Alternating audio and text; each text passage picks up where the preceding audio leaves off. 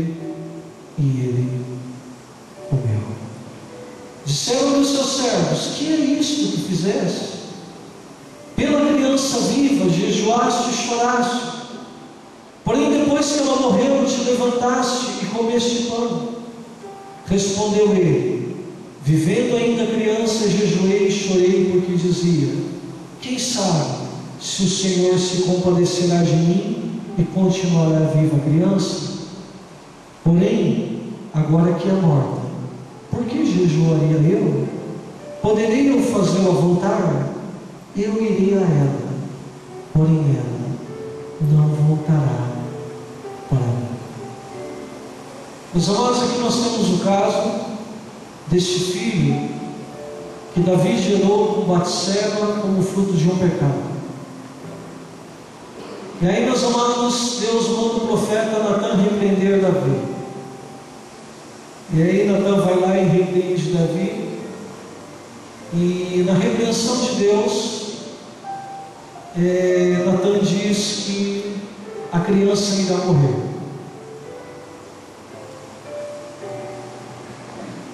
Aí depois que Natan sai, diz que a criança adoece.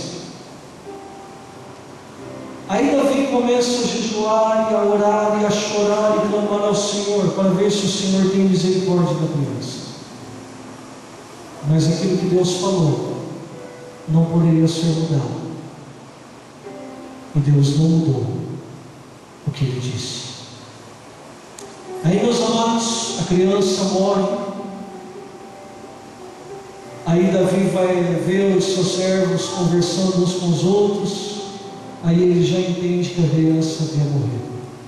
Ele vai e pergunta para os seus servos falam: sim, ela morreu.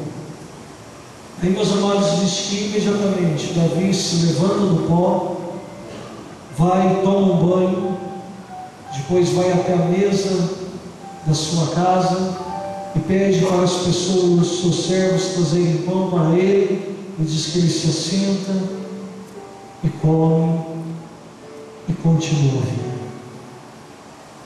Meus amados, nós temos esse exemplo aqui. Enquanto havia possibilidades, Davi orou, jejuou e chorou. Meus amados, enquanto houver possibilidades, nós devemos orar, jejuar e chorar. Mas se Deus disser para nós que isso não será mudado, então nós precisamos aceitar o que não se pode mudar. Davi agiu assim. E aqui, meus amados, eu quero ministrar algo ao coração de todos vocês. Tomem muito cuidado em tempos de aflições, quando vocês precisarem aceitar o que não pode ser mudado. Porque exatamente nesse momento é que nós corremos o risco de abrigar a amargura em nossos corações contra Deus, porque Deus não agiu em nosso favor. Muitas pessoas não aceitaram coisas que simplesmente não poderiam ser mudadas. É porque elas não conseguiram aceitar isso. E as coisas acabaram acontecendo mesmo. Muitas pessoas se amarguram e acabam destruindo a sua própria vida, com sentimentos contra Deus, contra a sua palavra, contra a igreja, contra os irmãos.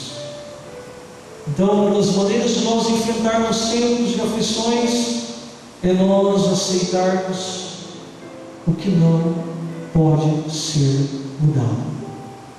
Meus queridos, na nossa caminhada, nós enfrentaremos e nós passaremos por muitas circunstâncias que simplesmente Deus não mudará. Nós teremos que passar por elas, por todas elas. No domingo que vem eu vou falar melhor sobre isso, que eu vou falar sobre desertos em nossas vidas. E aí nós nos aprofundamos muito mais nessa questão de aprendermos a aceitar as coisas que estão no plano soberano de Deus, e que Deus não mudará, mesmo que nós jejuemos, clamemos, choremos. Algumas coisas Ele mudará, outras não. Então que nós tenhamos a sabedoria para aceitarmos as coisas que não podem ser mudadas. Amém? Uma terceira maneira de nós enfrentarmos tempos de aflições é nós não termos pena de nós mesmos.